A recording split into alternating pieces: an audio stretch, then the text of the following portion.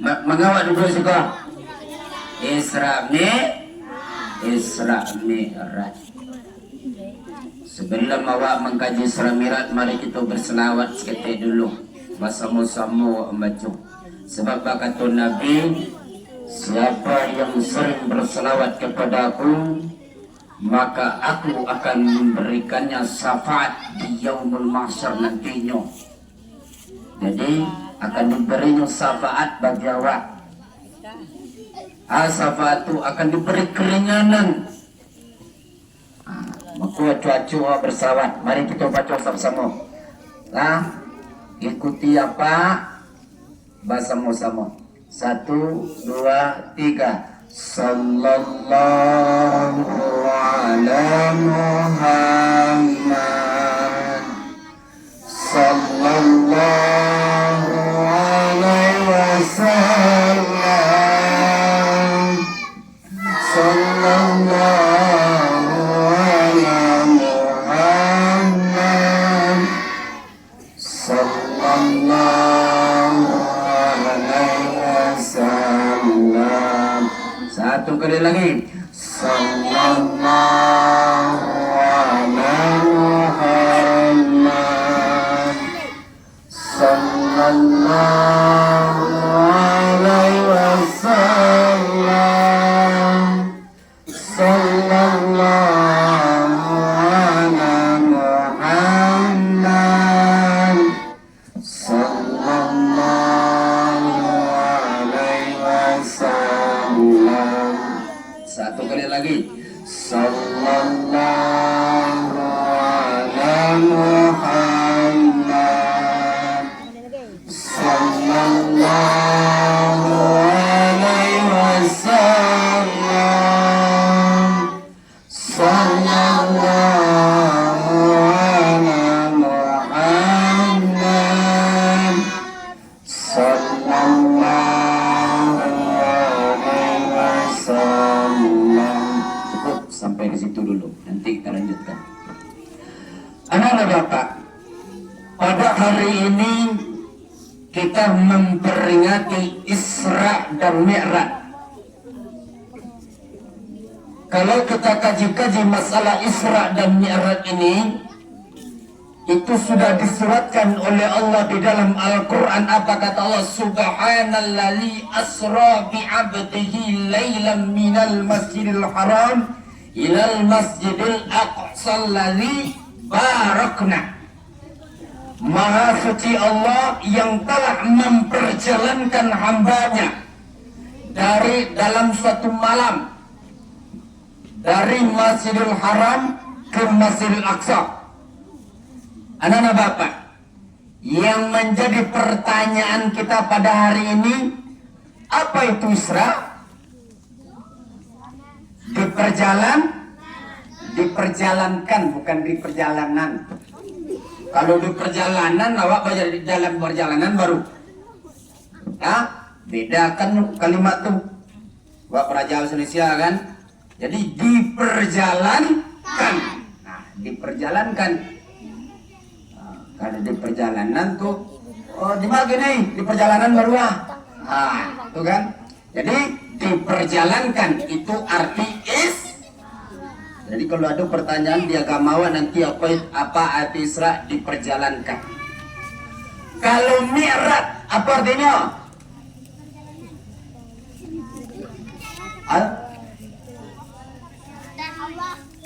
Dinaikkan, diangkat ke hadapan Allah, dinaikkan ke langit yang tujuh sampai ke Sidratul Muntaha.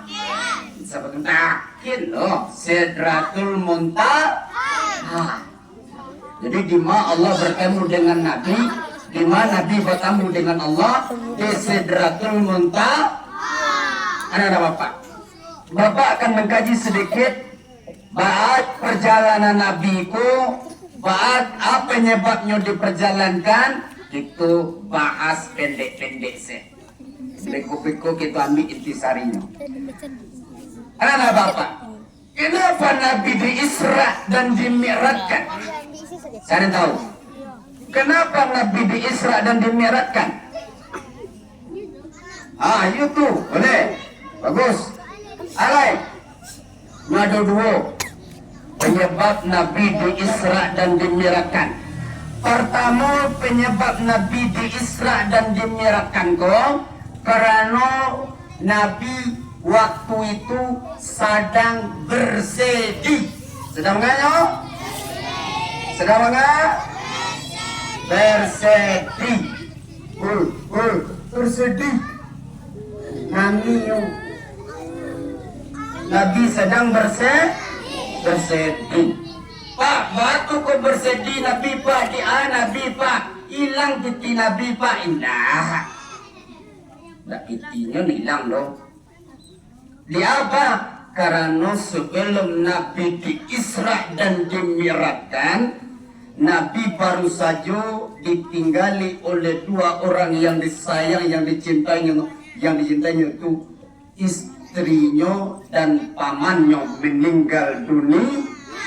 Itu sebelum Nabi diisrakan. Dia baru saja ditinggali dua orang yang disayang, yang dicintainya itu paman dan istrinya. Siapa nama pamannya? Oh, 2 bulan yang lewat baru maulid Nabi mah. Anak-anak Nabi kejauhan semua kan? Lalah, dulu. Siapa nama paman Nabi? Abu Abu gosok, Abu Talib. Abu Talib. Abu Talib. Dan Abu Talib. Siapa nama istri Nabi? Aminah. Khadijah. Siapa nama istri Nabi? Khadijah. Jadi sebelum Nabi diisra dan dimiratkan, Nabi baru saja ditinggali oleh dua orang yang disayanginya, yaitu istrinya Siti Khadijah, pamannya Abu Talib. Sebelum Nabi Isra meninggal dunia, istri Nabi yang salamukum menemani Nabi selalu, semuanya duduk dengan rapi. Basilo.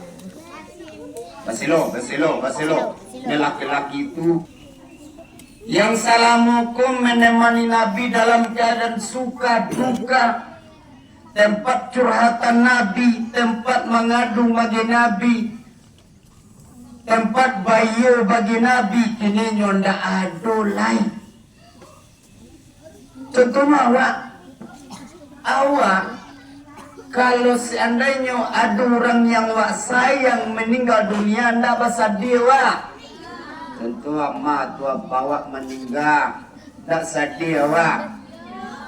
Sedih, menangis. Pasti awak menangis kan? Menangis. Tetapi jangan lari-lari dengan balangin itu. Jangan terlampau menangis mana. Waduh, kejadian di kampung apa itu? Kejadian di kampung apa? Kejadiannya waktu itu orang tuanya meninggal, rumahnya itu rumah papan itu dibawa kandang ayam, amanya dia teh, rumah itu rumah papan, balonjak-lonjaknya, ya kan, lonjaknya, balonjak-lonjak, ya kan, rupanya patah papan tadi, patah jatuh ke bawah. Jatuh papan ke bawah.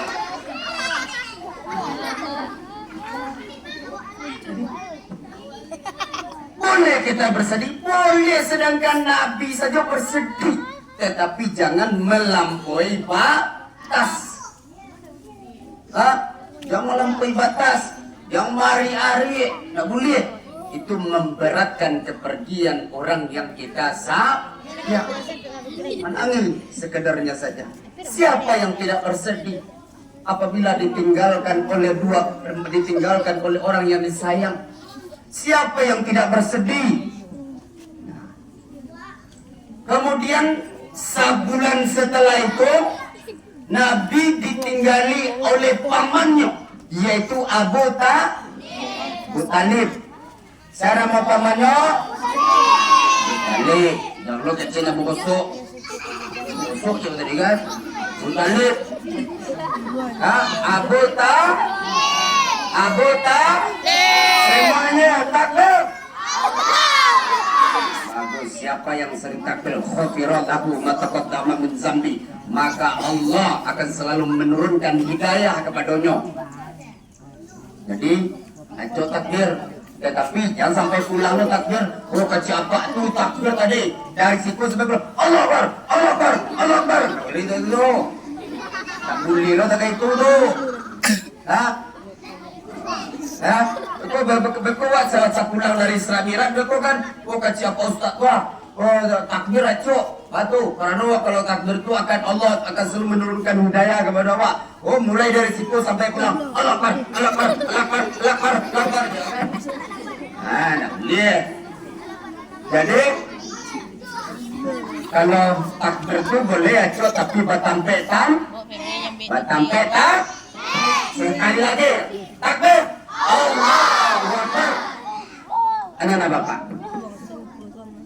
Setelah istrinya Siti Khadijah meninggal dunia, setelah itu pamannya yang selama ini mengasuh Nabi semenjak Nabi berumur 8 tahun diasuh oleh pamannya kok, dan pamannya pula yang selalu membela Nabi dari ancaman-ancaman orang kafir Quraisy. Kini ndak ada lain, ndak ada pamannya kok lain. Orang ni pamannya kok, mana ni Nabi, Nabi.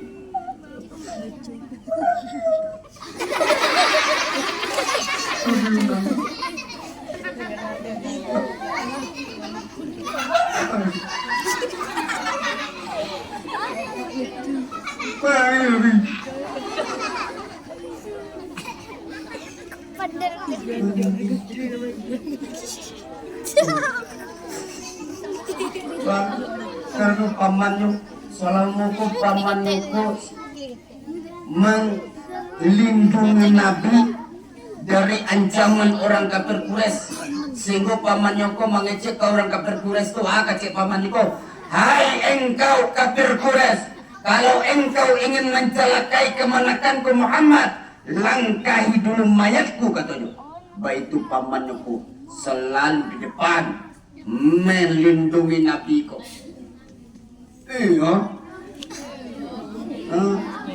Melindungi Nabi. Ini tidak boleh. Sadih Nabi. Menangi Nabi.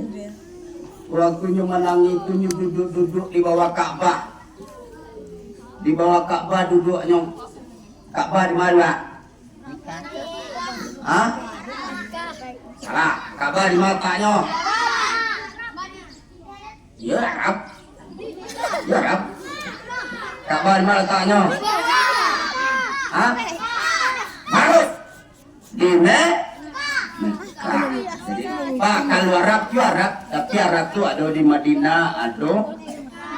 Nah, sebab antara Mekah ke Madinah itu kalau jobus lebih kurang 7 jam. 7 jam sampai jam lah. Mana main panjang lain. Sebab jalannya lurus saja. Lurus jalannya antara kota Mekah dan Madinah itu. Jadi kalau ada doa, kalau disuap ke umrah itu, kalau ada kadang awak berumrah atau pengen menunaikan ibadah haji pasti melalui antara Mekah dan Madinah. Nana Bapak. Dengarkan lagi kata Bapak. Sebab setan serang maju awak mencari kawan gini. Mencari kawan diseratnya penjahit sedang diseratnya kan ini. Jadi kalau begitu dua, kalau begitu dua itu menjadi kawan setan tuh. Ingin jadi kawan setan? Ingin jadi kawan setan? Jadi sebarannya di setan sebab malam tadi rapi. Rapinya besok di SD 7 Balai Batu Gadang mengadukan Isra Mi'raj, memperingati Isra Mi'raj. Mari kita bersama-sama berbondong-bondong ke situ. Itu gaduhnya, itu cari kawan sebanyak-banyaknya di situ. Jadi kita sebarkan penjahit Itu campa-campaan penjahit di situ. Jadi kalau ada awak mai cuci kue itu tidak lama saya duduknya tuh, itu lah menjadi kawan Ingin nak jadi kawan setan? Tidak. Kalau tidak duduk jangan kata apa. Apa dalam lama loh? Pak sampai siapnya. Sampai siap. Lama-lama loh, sampai siap. Kita lanjutkan. Di waktu Nabi baru saja ditinggali oleh istri dan pamannya, Nabi waktu itu duduk di bawah Ka'bah. Di waktu duduk di bawah Ka'bah, nampak dari jauh oleh pamannya yang lain, yaitu pamannya yang bernama si Hamzah dan si Ja'far. Nampak dia, Nabi sedang duduk di bawah Ka'bah kan. Betul di situ Ka'bah. Mengapa Muhammad di situ tuh? Mari kita hampirilah. Dihampirilah Muhammad oleh pamannya yang bernama si Ja'far dan si Hamzah tadi. Setelah tiba di Calir, kemudian dibawalah Nabi ke rumah itiknya, siapa namanya Umi Hanik, atau yang disebut atau yang sering orang sebut dengan Indul. Umi Hanik, siapa nama itiknya? Siapa namanya? Umi Hanik atau Indul. Dibawalah ke situ, dibawa ke rumah itiknya tadi. Jadi kalau orang sedang galau tu pemikirannya kok tidak senang dong, sedang kacau pemikirannya tu, kosong pemikirannya tu. Akhirnya dibawalah ke rumah itiknya tadi yang bernama Umi Hanik tadi. Kemudian istirahatnya di situ, dikawani oleh dua pamannya tadi lalu. Dikawaninya.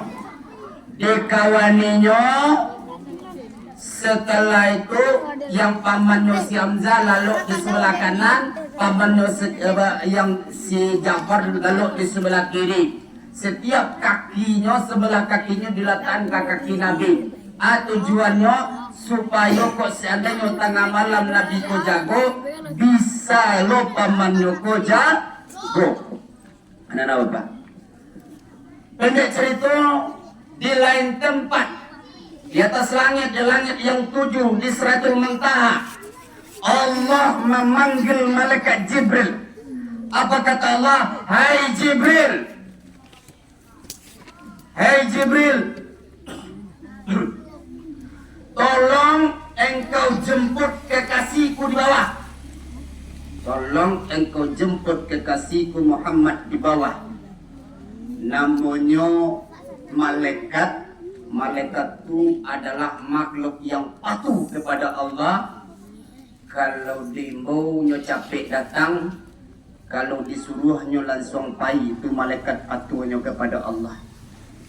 Akhirnya tanpa basa-basi, pailah malaikat Jibril ke bawah.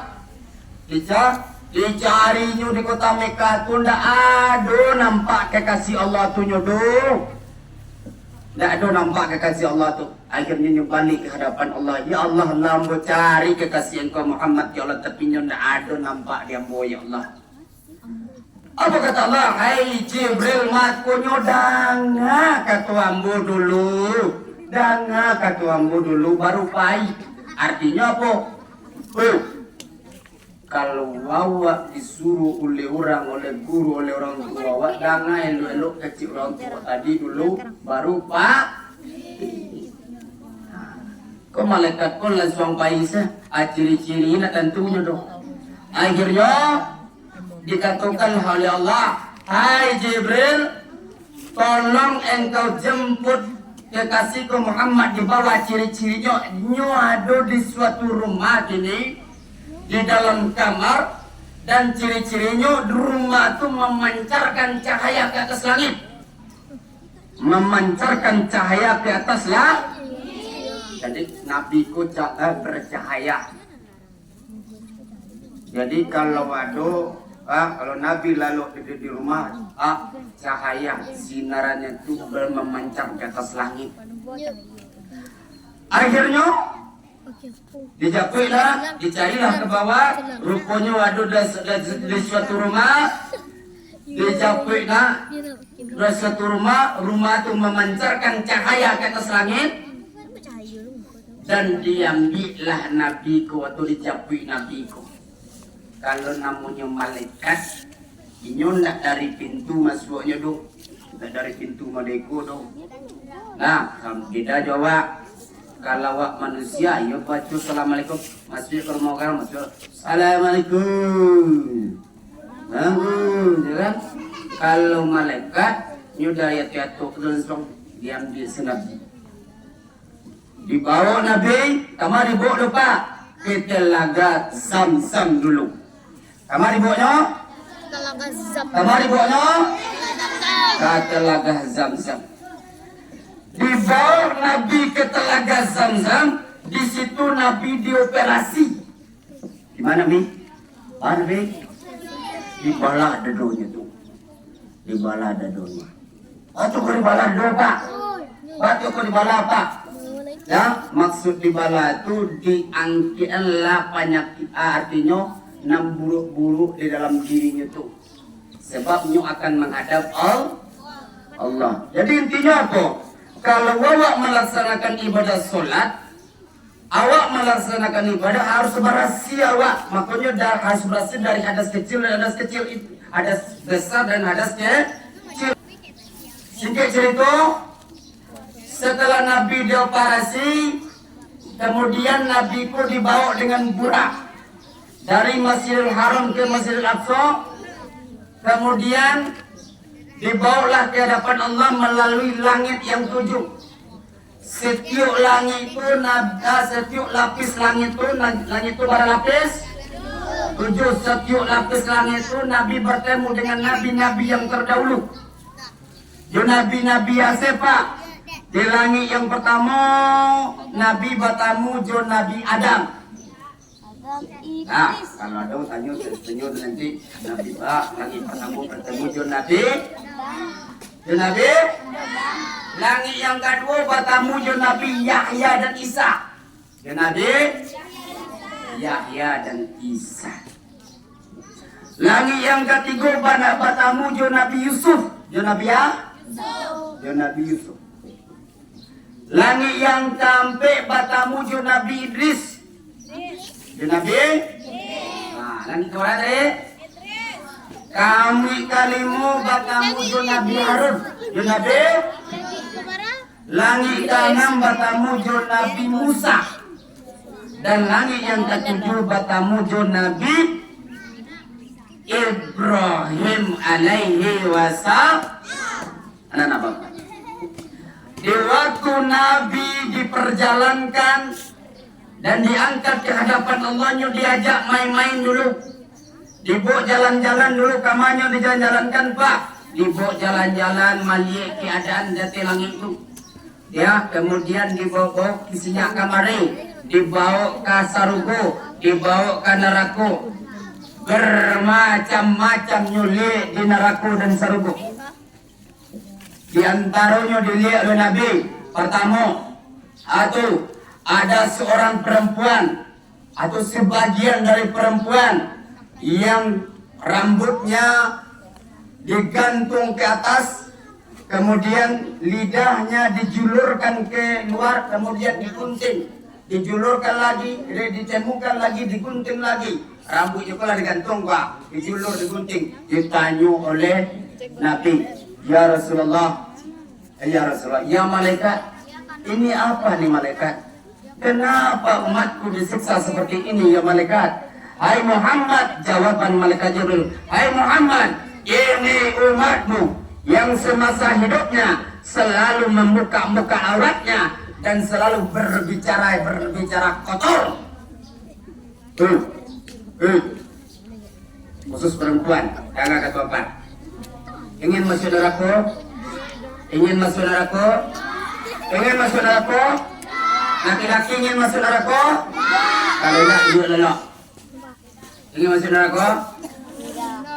Ah, lelok. Jangan cerita apa? Jangan cerita apa? Nah, jadi Kalau Anda ingin masuk neraka, pertama yang kita laksanakan adalah tutup aurat awakku. Pertanyaannya, aurat perempuan itu yang mana? Yang apa saja yang nampak? Bukol, tangan. Bagaimana? Pak, nampak tangan, nampak asis ya. Nah, jadi tangan dan muka. Pak, tangannya bapak ikut saya pak? Enggak kok, patinya. Nah, muka. Jadi awak harus selalu menutup aurat anak awak kalau anda ingin masuk neraka. Makanya alhamdulillah mulai sejak, kalau nak salah bapak, sejak 2003 diterapkan berpakaian muslim khususnya di Kota Padang ini. Makanya harapan kami ustaz-ustaz, harapan kami semuanya khusus bagi perempuan, jangan awak disiko saja menutup aurat. Tapi sekolah, yuk tutup aurat, yuk berpakaian muslim, yuk berpakaian seragam muslim, tapi tiba di rumah, pakai seragam meniko, pakai seragam loketak, rambut terbuka, itu tidak boleh. Berdosa awak, berdosa awak. Kecian kama awak tu, kecian kama, tolong balian jilbab tolong balian pakaian muslim tolong balian awak takut masuk neraka ndak pakaian ketat disuruh sama awak tu, ndak pakai you can see tu, pakaian muslim, pakaian yang menutup aurat suruh sama awak tu memandi. Lu dari ketik bola. Awak beraja-raja bagaimana berpakaian muslim yang baik, menutup aurat dengan baik. Menutup aurat dengan baik. Dari ketik bola awak beraja, nyuwak orang Minang.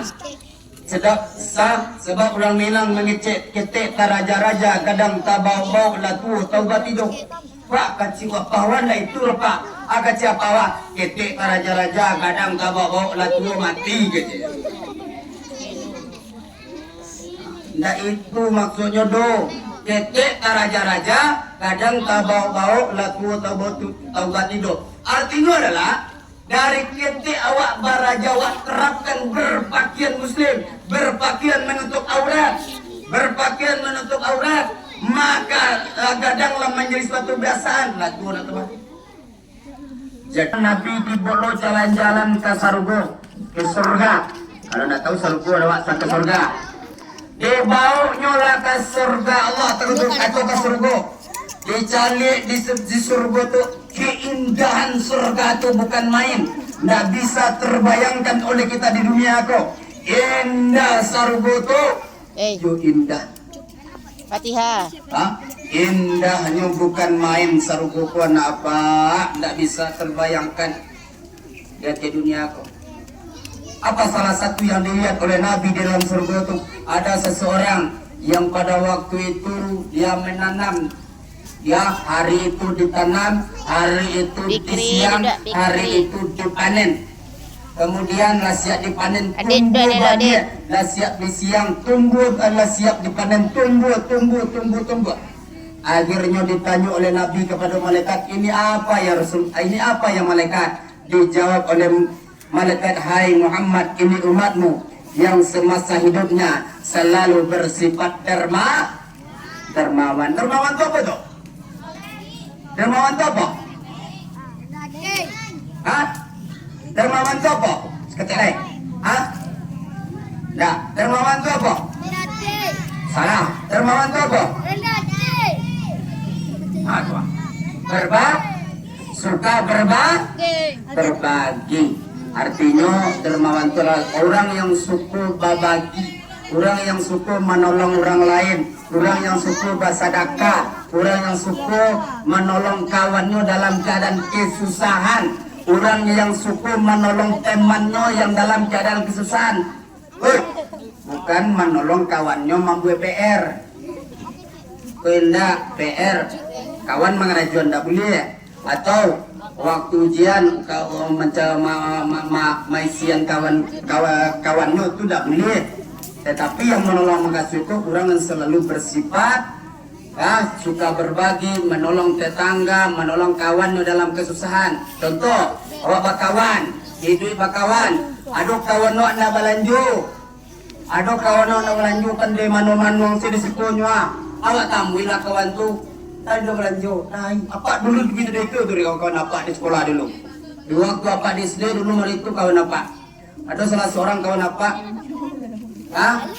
waktu itu yang namanya apa pribadi ya acuk tak ada GPT belanja di ranggai. Kenapa? Karena situasi keadaan pada waktu itu. Acuk teman-teman, rupanya ada kawan apa seorang, yang suka berbagi. Tak duduk belanja, tak duduk. Dia nyoba belanja pula belanja.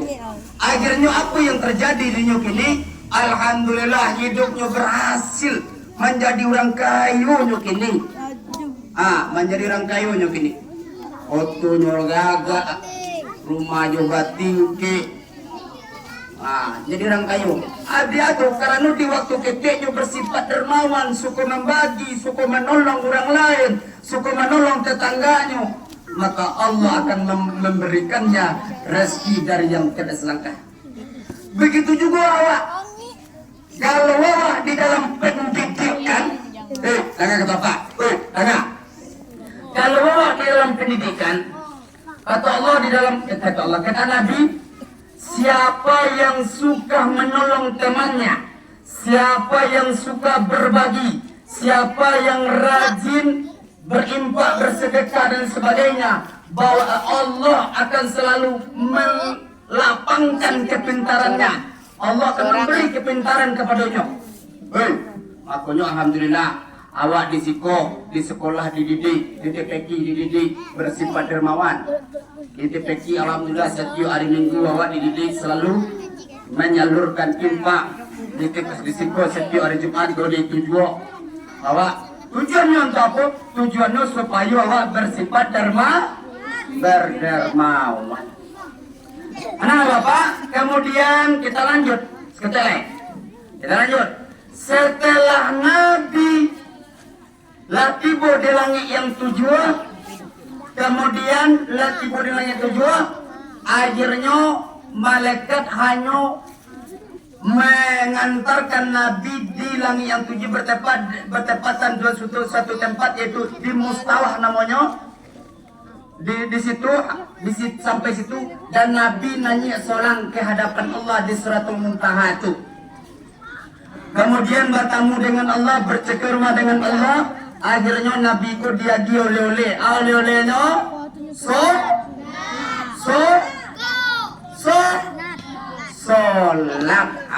Itulah. Jadi tujuan Isra Mi'raj yang kedua adalah untuk menjemput perintah sholat. Untuk menjemput perintah sholat. Pak, pertama-tama waktu Nabi dia perintah sholat, pertama-tama perintah sholat ke Pak. Pertama-tama Nabi dia perintah sholat, dia Allah dan 50 rakaat. Berapa rakaat pertama sekali? 50 rakaat pertama Nabi dia oleh tadi. Hai Muhammad, tolong engkau kerjakan dan umatmu kerjakan 50 rakaat sholat. Kemudian Nabi turun, namun membantah kata Allah, turun ke hadapan. Kemudian berhenti di langit yang 6. Di langit 6. Di waktu berhenti di langit 6 tuh, bertemu jo Nabi. Nabi tadi ke siapa di situ? Salah. Musa, bagus. Nabi Musa kulah bertemu dengan Nabi Musa, kemudian mengecek-ngecek Nabi dengan Nabi Musa. Akhirnya Nabi Musa bertanya, hai Muhammad, apa oleh yang bagian ya Allah, yaitu perintah solat, para rakaat, 50 rakaat. Nak kata lu di rumah engkau mau ditur ke Muhammad, sedangkan umat aku saja, kata Nabi Musa, kadang-kadang umatku nak tahu mengarajuannya tuh. Apalagi umat engkau hanya kecil-kecil. Nak kata lu terus mintalah kepada Allah agar Allah menguranginya. Akhirnya Nabi kembali ke hadapan Allah. kembali ke hadapan Allah, dikurangi bolak balik Nabi dikurangi 5. Setiap dia kembali dikurangi 5. Makanya setiap sholat itu 5 kali dalam sehari semalam. Akhirnya menjadilah 17 rakaat. Nah, intinya kau kemasuk berinti lain. Lelah, sholat awak. Makanya sholatku wajib. Sebab Allah Nabi mengatakan as-sholatu imaduddin, sholat itu tiang dari agama Islam. Faman aqamaha faqad aqamaddin. Siapa yang mengerajukan ibadah sholat berarti dia telah menegakkan agamanya. Dan siapa yang tidak mengerajukan ibadah sholat berarti dia telah meruntuh agamanya sendiri. Jadi anak-anak bapak, kunci kepintaran itu ada 2 kata Nabi. Yang pertama, orang yang selalu mengajak, yang bersifat dermawan. Yang kedua, orang yang selalu rajin melaksanakan ibadah, terutama ibadah sholat. Kalau wah ingin pintar, kalau wah ingin sukses, kalau wah ingin berhasil, kalau wah ingin cita-cita wah tercapai, maka kerajukan yang 2 tuh. Yang pertama ibadah sholat, yang kedua rajin berimpak dan bersedekah atau menolong orang lah. Semuanya ingin menjadi orang pintar. Sakit dan nambus ko nampaknya. Ingin menjadi orang pintar? Ingin menjadi orang sukses? Ingin cita-cita kita tercapai? Ingin menjadi orang yang berhasil? Ingin. Maka kalau ingin awak kerajukan sholat. Lain sholat awak? Lain tahu niat sholat? Lain tahu berapa rakaat sholat? Sholat subuh berapa rakaat? Sholat zuhur berapa rakaat? Sholat asar berapa rakaat? Sholat maghrib berapa rakaat? Sholat isya berapa rakaat? Jumlah semuanya 17 rakaat. 17 rakaat. Jadi anak-anak bapak, intisari dari pelajaran kita pada hari ini tentang peringatan Isra dan Mi'raj, yaitu tujuan Nabi di Isra dan di Mi'rajkan adalah yang pertama untuk mengobati hati Nabi dalam keadaan bersedih, yang kedua untuk menjemput perintah sholat. Dan kalau kita ingin menjadi orang sukses, ingin cita-cita kita tercapai, ingin menjadi orang yang berhasil, maka di samping kita tekun dalam belajar, maka terapkanlah yang 2 ko. Yang 2 ko, yang pertama menjadi orang dermawan, yang kedua taat beribadah, yaitu melaksanakan ibadah sholat. Itu awak terapkan itu. Insya Allah Allah akan memberikan kepintaran kepada awak. Ingin menjadi orang pintar? Ingin. Ada yang bertanya? Tidak. Jadi kalau tidak, itulah materi kita pada hari ini. Dan marilah kita tundukkan kepala kita